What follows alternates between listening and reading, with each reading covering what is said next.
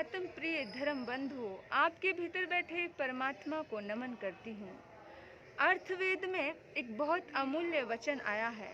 कहा गया है, शत हस्त समाहार, सहस्त्र हस्त संकीर्ण। बोला है कि सैकड़ों हाथों से इकट्ठा करो और हजारों हाथों से बांटो। मेरे बंधुओं, दान और करुणा का बहुत बड़ा महत्व होता है, बहुत बड़ा महत्व।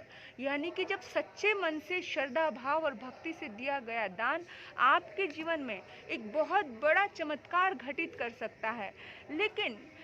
लेकिन अगर लोभ और लालच और वासनाओं से वशीभूत होकर के दिया गया दान है, वो आपके जीवन में बिल्कुल निष्फल जाने वाला है। अगर आप चाहते हो कि आपके जीवन में दान की महिमा बरसे, तो आप निस्वार्थ रूप से दान दीजिए। कोई स्वार्थ नहीं होना चाहिए दान के पीछे। जब इंसान निस्वार्थ रूप से यानी करुणा और प्रेम और भावना और भक्ति से भर करके कुछ अर्पण करता है, वो सम्यक दान होता है। और जो व्यक्ति स्वार्थ होकर यानी अपने यश के लिए, अपने मान के लिए, अपने सम्मान के लिए, दिखावे के लिए अगर कुछ देता है, तो वो निष्फल हो जाता है ना। तो कैसे निष्फल होता है? जब कोई दाना समर्पित होता है धरती में और वो छुप जाता है, तो अनेक होकर के वो फल देता है। और जब कोई दाना कहे, दाना इन द सेंस बीज, है ना, जब कोई बीज कहे कि नहीं नहीं, मुझे तो इसके अंदर नहीं समाना है, मैं तो ऊपर ही रहूंगा, मैं दिखना चाहता हूँ, तो वो बीज कभी भी वृक्ष का रूप नहीं ले सकता। कहा भी है, अगर कुछ मर्तबा चाहे मिटा दे अपनी हस्ती को, अगर कुछ मर्तबा चाहे मिटा दे अपनी हस्ती को, कि दाना खाक में मिलकर गुलो गुलजार होता है, कि दाना खाक में मिलकर गुलो गुलजार होता है। तो मेरे बंधु, अगर हम कुछ चाहते हैं जिंदगी में, तो हम अपने आप को मिटाना जाने, तभी जब हम समर्पित होंगे, तभी हमारे जीवन में कुछ फूल खिलेंगे। सम्यक रीति, सम्यक एक व्यवस्था यही है कि निस्वार्थ रूप से दिया जाए। स्वार्थ रूप से दिया हुआ जो दान होता है वो असम्यक होता है, उसमें कुछ ताकत नहीं होती, उसमें कुछ वजन नहीं होता है। तो एक उदाहरण है, बड़ा प्यारा उदाहरण है। कहा गया है कि एक नगर में एक बड़ा सेठ रहता था, और वो सेठ ऐसा था, वो महाकंजूस था, पैसा था, वो कहते ना, लेकिन पूर्व जन्म की पुण्यवानी थी इसलिए पैसा मिल गया, लेकिन पुरानी कमाई खा रहा है, पर आगे नया कुछ कमा ही नहीं रहा है। नया कमाने का मतलब नया कुछ दान पुण्य नहीं कर रहा है, जो उसको अगले जन्म में उसके जीवन में कुछ अच्छे कर्म के रूप में उसके साथ जा सके। इस दुनिया में दो ही चीज साथ जाती है, एक पुण्य और एक पाप, यानी शुभ और अशुभ। अगर इंसान शुभ करेगा तो वो ही उसके साथ जाएगा, अशुभ करेगा वो भी उसके साथ जाएगा।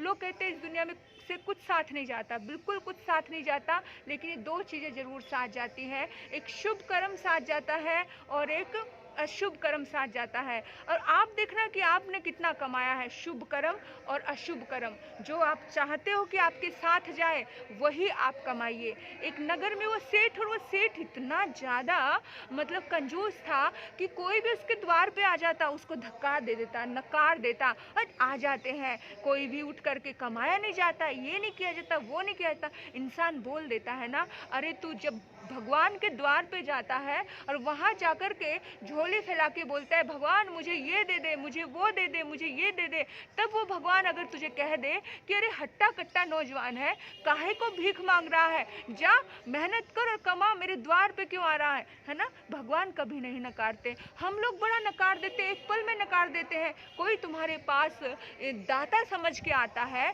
कोई तुमसे मांगता है, तो सोचो कि तुम दाता हो, कितनी बड़ी बात है। तुम्हें भगवान समझ के कोई तुम्हारे पास आया है और तुमने उसे नकार दिया। अगर तुम्हारे ऊपर बैठा हुआ भगवान तुम्हें नकारे तो तुम्हें कैसा लगेगा। पर इंसान समझ नहीं पाता, जब खुद पे बीतती है ना, तभी पता चलता है।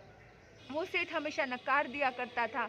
और एक दिन की बात है, पता नहीं उसका मूड क्या था, एक दिन उसके द्वार पर एक संत आ गए, उसने कहा भिक्षाम देहि, और उसने एक सिक्का डाल दिया उसके पात्र में, और सिक्का डाला तो अगले ही शाम उसने देखा कि उसके तिजोरी में एक सोने की मोहर बढ़ गई है, यानी कि एक सोने का सिक्का बढ़ गया है। वो एकदम से हैरान हुआ, उसको समझ आया कि भाई मैंने जहाँ से सिक्का निकाल के डाला था, जहाँ से सिक्का लिया था, उसमें से एक सिक्का सोने का बढ़ गया है, हो गया है। तो उसके मन में आया, अरे उसको बड़ा खेद हुआ कि मैं ज़्यादा दे देता तो ज़्यादा सिक्के बढ़ जाते, वे सोने का हो जाता। यानी कि बहुत ज़्यादा याद रखना, जो दे दिया जाता है मन से, है ना, बिना फल की कामना के, वो सोने का हो जाता है। जो किसी की मदद में काम आ जाता है, वो सोने का हो जाता है ना। जो परमात्मा के चरणों में चढ़ा दिया जाता है, वो सोने का हो जाता है।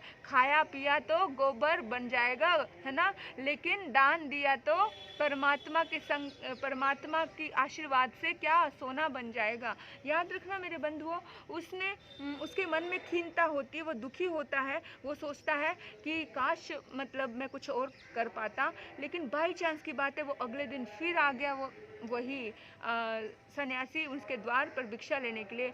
आज उसने सोच लिया कि आज तो मैं स्वर्ण मुद्रा दूंगा, तो आज ये मुद्रा मेरी हीरे की बन जाएगी। मैंने नॉर्मल पैसा दिया तो सोने का बन गया और मेरी मुद्राएं बढ़ जाएगी। उसने सोने की मुद्रा दान दे दी, और जैसे ही दान दी, वो शाम को इंतज़ार कर रहा है, अभी बढ़ेगा अभी बढ़ेगा, देख रहा है अभी बढ़ेगा अभी बढ़ेगा, लेकिन उसके साथ कुछ भी ऐसा नहीं हुआ। वो एकदम से सारी स्वर्ण मुद्राएं, वो सोच रहा था कि बहुत सारी स्वर्ण मुद्राएं अवतरित हो जाएंगी, बहुत कुछ हो जाएगा, पर जैसा उसने सोचा था वैसा कुछ भी घटित नहीं हुआ। पश्चाताप करने लगा, सेठ हाय राम, मेरे सोने की स्वर्ण मुद्राएं कहाँ मैंने बर्बाद कर दी, और लालच में ऐसे परेशान होने। आकाशवाणी होती है, आकाशवाणी कहती है, सेठ तुझे तेरा लालच समझ आ गया होगा, त्याग फलता है, लोभ नहीं फलता, लालच नहीं फलता। तूने उसमें त्याग किया था, तब तूने भाव से दिया था, उस भाव का प्रतिफल था, सहज भाव से किया गया त्याग का फल था, कि करुणा और दया से का दान का त्याग का फल था, कि तेरी स्वर्ण मुद्राएं बढ़ गई थी। लेकिन तूने अब लालच के हिसाब से दान दिया था, तूने लोभ के हिसाब से दान दिया था, तूने सत्कर्म करने के हिसाब से दान नहीं दिया था। तो तेरी कषाय, तेरी आसक्ति की वजह से तेरा वो दान खराब हो गया। याद रखना, मानव मन कल्याणकारी सत्कर्मों से ही आगे बढ़ पाता है, लेकिन तृष्णा और वासनाओं से, इन तृष्णाओं से इंसान अपनी तृप्ति करता रहे तो वो कभी भी आगे नहीं बढ़ पाता। मेरे बंधुओं, हम लोग जो भी करें वो निस्वार्थ रूप से करें, बड़े भाव से करें, भक्ति भाव से करें, क्योंकि त्याग हमेशा फलता है, क्योंकि निस्वार्थ रूप का किया हुआ कार्य हमेशा फलता है। जो स्वार्थ में किया जाता है कार्य, वो कभी नहीं फलता। तो आपने इस बारे में ज़रूर गौर करना है। बहुत जल्दी, बड़ी बात मैं बड़ी शॉर्ट में निपटाती हूँ, कि जब हम हजारों तरीके से हम कमा रहे हैं, तो हमको लाखों तरीके से मिलता भी है हमेशा। और जब हम